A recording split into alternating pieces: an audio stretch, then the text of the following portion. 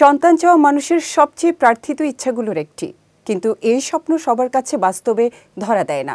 তবে যদি সেই সন্তান আসে এমন একটি ভ্রূণ থেকে যেটি ৩০ বছর ধরে হিমায়িত হয়েছিল, তাহলে কেমন হয়?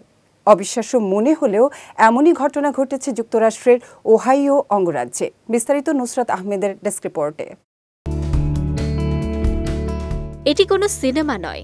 যুক্তরাষ্ট্রের ওহাইওতে সত্যি জন্ম নিয়েছে একটি শিশু, যার ভ্রূণ তৈরি হয়েছিল ১৯৯৪ সালে। হ্যাঁ, ৩০ বছর আগে। ভ্রূণটি যখন হিমায়িত হয়েছিল তখন কেউ কল্পনাও করেনি একদিন এর থেকে জন্ম নেবে একটি শিশু। ৩০ বছর পর সেই অসম্ভবই যেন সম্ভব হয়ে উঠেছে। ১৯৯৪ সাল। বিশ্ব তখন অনেকটাই আলাদা, আর সেই সময়ই আইভিএফ প্রক্রিয়ায় সৃষ্টি হয় ৪টি ভ্রূণ।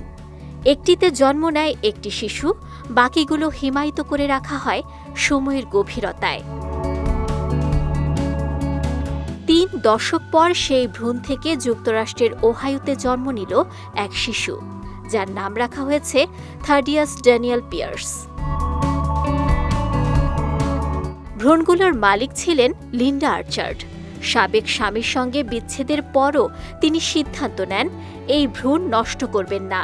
গবেষণার জন্য দান না করে অপেক্ষা করতে থাকেন সেই পরিবারের, যাদের হাতে ভ্রূণগুলো তুলে দিলে থাকবে এক ধরনের জৈব সম্পর্ক।